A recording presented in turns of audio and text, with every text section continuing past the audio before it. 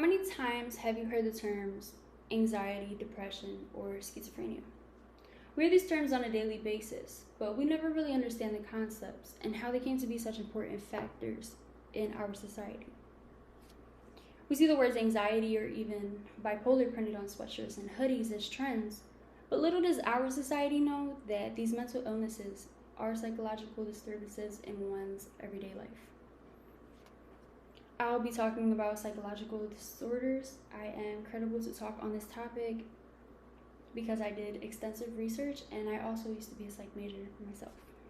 Today I will also be informing you about the history of mental illness and how it can affect one's everyday life. So the evolution of mental illness originated as early as 6,500 BC, according to the Nobel Project website of mental illness. There were findings of cave art that depicted skulls with puncture wounds. Researchers had determined that the holes in the skull were in relation to treating head injuries and epilepsy, because it was believed that they had evil spirits trapped inside. It wasn't until 1900 BC where another theory came about by the Mesopotamian and Egyptian papyri that the uterus is what was causing mental illness. They believed that the uterus could actually detach and reattach itself to different parts of the body, such as the liver or the chest.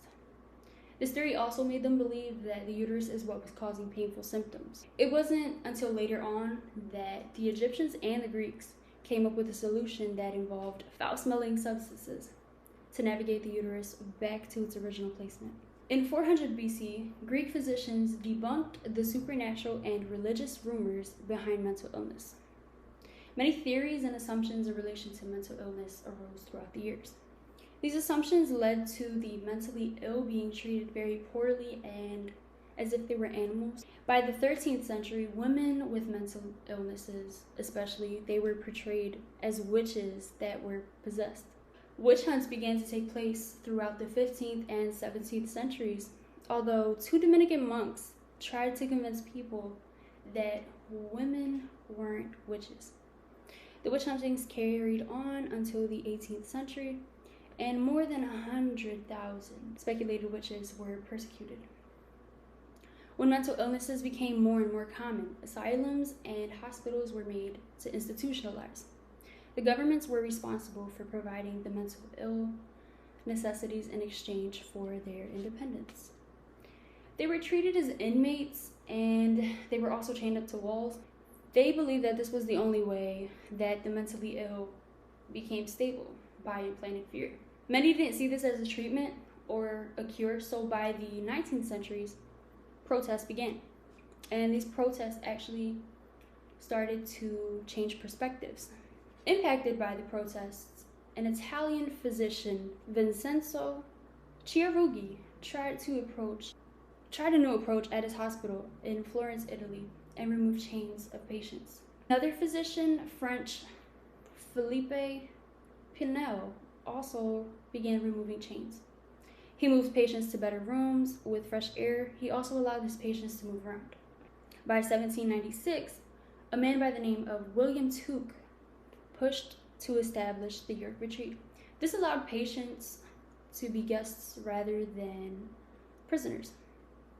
This would also allow the mentally ill to be cared for and to not be poorly treated. Meanwhile, hospitals began to take the use of somatogenic theory. This was known for its treatments with the blood tests, gyrators, and tranquilizer chairs. It wasn't until the Tuke's York Retreat was passed that instilled sympathy and care in the asylums.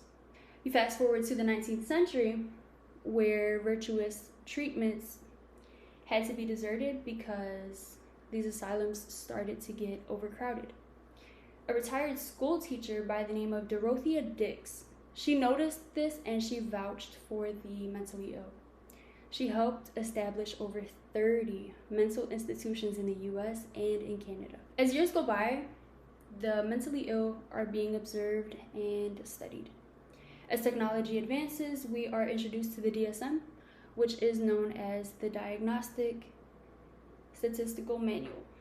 The DSM is based on clinical and research discoveries. It is still used to this day. And now that we have talked about the history of mental illness, I would like to jump into the effects of what mental illness can have on one's everyday life. So according to the website of Mayo Clinic Organization, mental illness can affect one's everyday life because you begin to be unhappy and depressed. It can also cause issues in relationships, school, or even work. People who have mental illnesses are more likely to have very little social networks and tend to have more family than friends in their own circle, according to the website of Mental Health Organization. People with very few relationships find it difficult to manage in social situations. Let's use a scenario real quick. Let's say you know someone with bipolar disorder, and let's say this person is invited to a party. You bring them to this party, they rage, and they get angry. You don't ever want to invite them to a party again. So that is one way it can affect a relationship. Situations like these create recurrent stress. It can affect your ability to function. And lastly, according to the website of Thrive Global, not only can mental illness affect relationships, but also it can affect your sleeping, your eating, and even your concentration. We discussed the history of mental illness and how it can affect one's everyday life. In conclusion, mental illnesses are more than a trend you see in stores and on shirts. These are serious scenarios, and the people have to deal with this on a daily basis, and they should be taken more seriously.